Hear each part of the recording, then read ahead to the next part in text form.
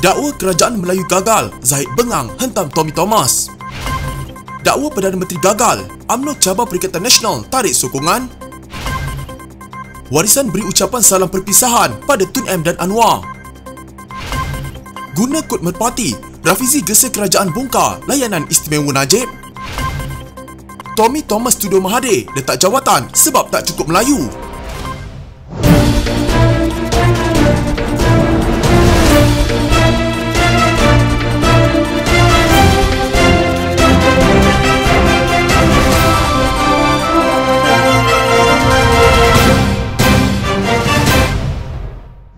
Kenyataan bekas Peguam Negara Tommy Thomas bahawa kerajaan hari ini sebagai kerajaan didominasi Melayu yang gagal sebagai prejudis, tidak bertanggungjawab dan tidak sensitif, kata Pengerusi Barisan Nasional Ahmad Zaid Hamidi. Kata Zahid, mana-mana parti politik tidak boleh mengabaikan etnik yang membentuk majoriti dalam apa-apa keputusan politik dan pembentukan kerajaan. Beliau menyatakan kegagalan kerajaan Melayu ketika ini didominasi oleh orang Melayu. Beliau memuji kerajaan Pakatan Harapan pula, sedangkan kerajaan Pakatan Harapan 22 bulan dahulu ditadbir juga oleh orang Melayu. Malah ramai mereka kini berada dalam kerajaan Perikatan Nasional. Mereka ini bukan sahaja Melayu, terdapat juga etnik India, Cina dan Dayak. Maknanya Tommy Thomas terlalu obses, prejudis hingga melabel-label etnik Melayu tanpa melihat perspektif yang menyeluruh dan luas, katanya dalam kenyataan. Zahid yang juga Presiden UMNO berkata demikian ketika mengulas kenyataan Thomas yang mencadangkan pembangkang menggunakan isu kerajaan didominasi Melayu gagal dalam PRU15. Thomas membuat kenyataan tersebut dalam forum di Kuala Lumpur pada Sabtu lalu. Berdasarkan beberapa laporan media, Thomas berkata bekas Perdana Menteri Dr. Mahathir Mohamad meletakkan jawatan pada 2020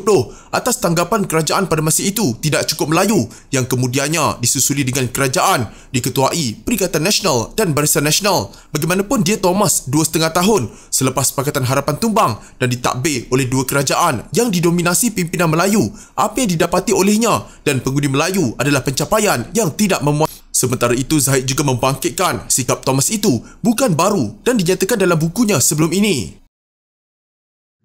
Ketua Pemuda UMNO Ashraf Wajdi Dusuki mencabar Pengerusi Perikatan Nasional Muhyiddin Yassin menarik sokongan terhadap kerajaan pimpinan Ismail Sabri Yaakob. Ashraf dalam kenyataan di Facebook berkata, jika Muhyiddin merasakan kerajaan hari ini tidak berjaya menguruskan ekonomi dan wujud keperluan bagi mengadakan pilihan raya umum ke-15, maka bekas Perdana Menteri itu boleh mengarahkan anggota Kabinet Bersatu menarik sokongan terhadap kerajaan. Jangan hanya menyalak dan menggertak, segera arah anak-anak buah Tan Sri Muhyiddin dalam kerajaan untuk menarik sokongan terhadap Perdana Menteri, katanya. Selain itu, Ashraf turut mempersoalkan kenyataan Muhyiddin yang menggambarkan kerajaan semasa gagal menguruskan ekonomi, sedangkan jawatan utama kerajaan melibatkan pengurusan ekonomi negara disandang pemimpin bersatu. Beliau turut mempersoalkan adakah penyertaan Menteri Keuangan Tengku Zafrul Aziz ke Barisan Nasional menjadi punca Muhyiddin mendakwa kerajaan gagal menguruskan ekonomi. Siapa Menteri Kanan Ekonomi merangkap Menteri MITI? Bukankah semuanya termasuk Tan Sri daripada Parti Bunga Logo Bersatu? Sekali lagi, siapakah yang sebenarnya gagal?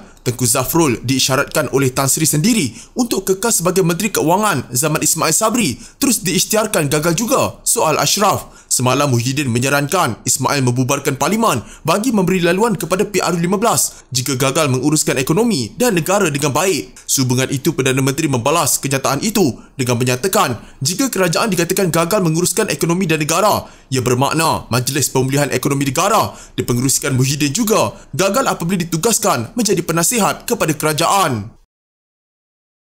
Warisan menyampaikan salam perpisahan kepada Pakatan Harapan dengan menyatakan sudah cukup dengan Tun Dr. Mahathir Mohamad dan Datuk Seri Anwar Ibrahim. Presiden Warisan Datuk Seri Muhammad Syafiee Abdal berkata, sudah sampai waktunya untuk Malaysia keluar daripada kemelut politik Mahathir dan Anwar untuk mara ke depan. Beliau dipetik Kuong Wah Yit Poh sebagai berkata demikian ketika menerima wawancara media berbahasa Cina. Muhammad Syafiee berkata, Warisan akan bertanding dalam pilihan raya umum akan datang secara solo dan tidak akan berpakat terlebih dahulu dengan mana-mana kem politik. Beliau bagaimanapun juga menyatakan apapun boleh berlaku dalam politik dan Warisan akan tahu bagaimana menghadapi kemah besar yang ada apabila tiba waktunya. Katanya Warisan juga tidak akan bertengkar dengan mana-mana parti dan melihat DAP, PKR dan parti-parti lain sebagai kawan. Tambahnya, Warisan terbuka untuk membentuk kemah besar dengan mana-mana pakatan atau parti selepas pilihan raya. Muhammad Syafiee berkata partinya akan menumpu perhatian kepada 7 negeri dalam pilihan raya iaitu Perlis, Kedah, Pulau Pinang, Perak, Selangor, Melaka, Johor dan juga kawasan terpilih di Negeri Sembilan. Sebagai sebuah parti kecil, kami tidak boleh bertanding di semua kawasan tetapi hanya akan menumpu perhatian kepada kawasan yang ada harapan untuk menang, katanya. Walau bagaimanapun, Muhammad Syafiee berkata sasaran warisan bukan untuk membentuk kerajaan negeri tetapi untuk mentadbir Putrajaya. Memenangi lebih banyak kerusi parlimen supaya dapat membentuk kerajaan persekutuan merupakan sasaran terbesar warisan. Oleh itu sasaran kami bukan Georgetown tetapi Putrajaya, katanya. Sementara itu, Muhammad Syafiee enggan mengesahkan spekulasi bahawa bekas Presiden MCA Datuk Seri Ong Tee Kiat akan menyertai warisan dan meneraju warisan Semenanjung. Anda akan tahu apabila tiba waktunya, kata bekas Ketua Menteri Sabah itu. Warisan pada masa ini telah membentuk barisan kepimpinan di semua negeri di Semenanjung kecuali Pahang dan Terengganu.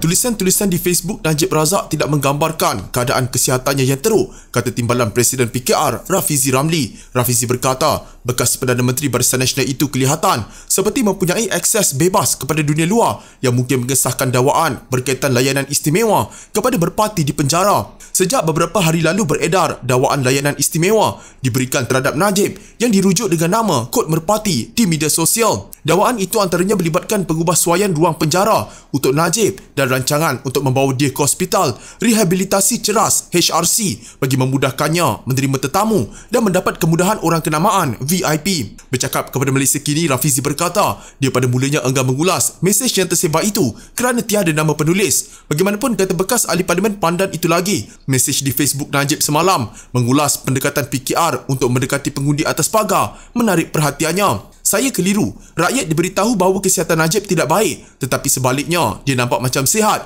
dan malah boleh buat hantaran di Facebook, katanya. Tambah Rafizi, Najib boleh berhujah bahawa hantaran di media sosial itu mungkin dibuat oleh pentadbirnya. Bagaimanapun, katanya, Najib tidak sepatutnya memberi interaksi dengan dunia luar. Bagaimana dia sampaikan mesej kepada pentadbir Facebooknya?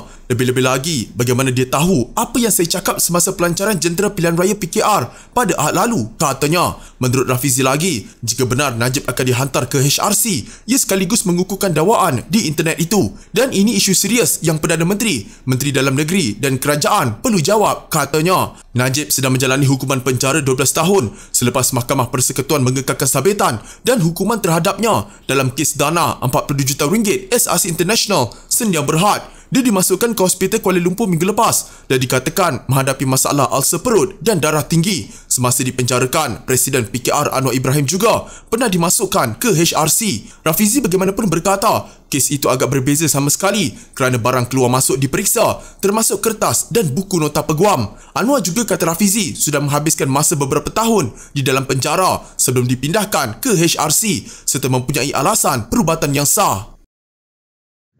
Peguam Hanif Khatri Abdullah mengkritik bekas Peguam Negara Tommy Thomas susulan mendakwa Dr. Mahathir Mohamad meletak jawatan sebagai Perdana Menteri ke-7 kerana beranggapan kerajaan pimpinannya tidak cukup Melayu. Hanif yang sebelum ini bertindak sebagai peguam mewakili Mahathir berkata Thomas dangkal dalam memahami perlembagaan persekutuan, memandangkan pengerusi bersatu ketika itu sudah hilang majoriti sokongan ahli parlimen pada Februari 2020 dan terpaksa meletakkan jawatan. Langkah syariatan mencetuskan kewajipan, bukan keperluan, bukan kewajaran bagi seorang Perdana Menteri meletakkan jawatan seperti mana dilakukan Mahathir pada 24 Februari, iaitu sudah sah kehilangan majoriti beliau sebagai seorang Perdana Menteri, katanya dalam video dimuat naik di Facebook miliknya. Beliau berkata Thomas wajib memahami peruntukan perkara 43/4 Perlembagaan Persekutuan yang memperuntukkan apabila seseorang Perdana Menteri sudah hilang sokongan majoriti, beliau dikehendaki meletak jawatan. Beliau tidak boleh mementingkan isu politik mengatasi perlembagaan. Beliau wajib menghadap Tuanku yang di-Pertuan Agong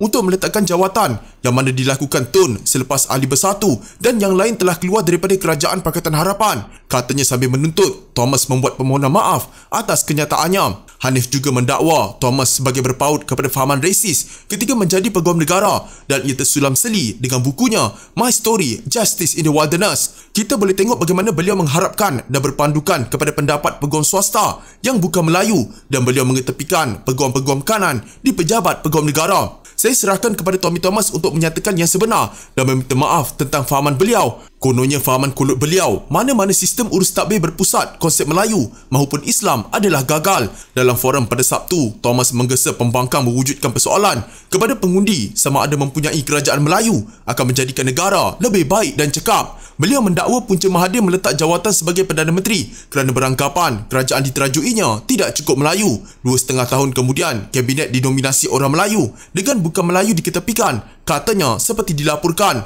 Thomas mengundang kritikan daripada Presiden UMNO Ahmad Zahid Hamidi dan Majlis Profesor Negara MPN. Badan itu mendakwa bekas Pegawai Negara mengeluarkan kenyataan resis yang boleh memporak-perandakan kesepaduan antara kaum.